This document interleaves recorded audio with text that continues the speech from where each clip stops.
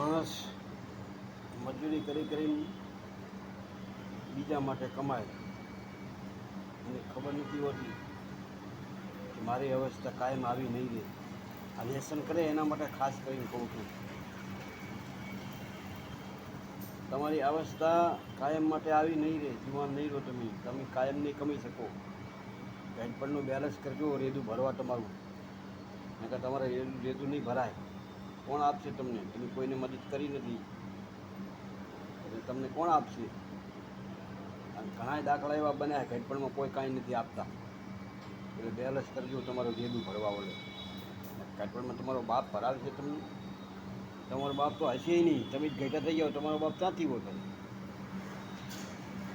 એટલે આવા જોઈ વિચારીને કરજો વ્યસન અને બેલેન્સ કરજો ઘટપણમાં ખાવા માટે. આ સમય પહેલાં જેવો નથી. આ સમય બહુ કપરો છે. બાપ ઉઠી અને જતો રહે છે અને છોકરા તો ચડે બાપ બને છે. પછી એના છોકરા છે ને ધોકા મારે.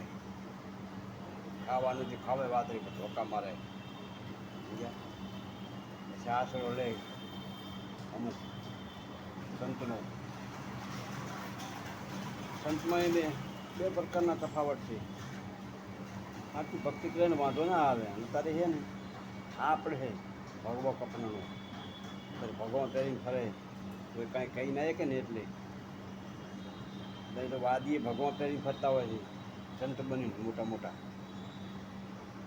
એટલે જોઈ વિચારીને જે કાર્ય કરો ને જોઈ વિચારીને કરવું. અને મને તે નહીં ખબર પડે મરી જાઉં ભગવું ના પહેરવું. કારણ ભગવું પહેરવાથી કેટલો ગુનો છે. એટલે ભગવું ના પહેરાય. તમારે એ ભગવું પહેરીને તમારાથી કાર્ય એવું થતું નથી.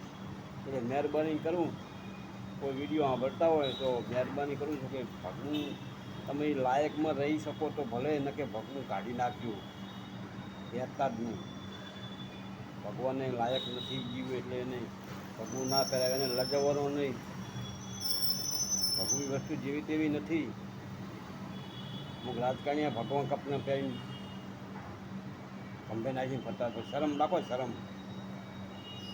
ભોગવવું પડશે. તમારો બાપ તમને છોડશે નહીં, કોઈને છોડવાવાળો નથી. જય ગુરુદેવ.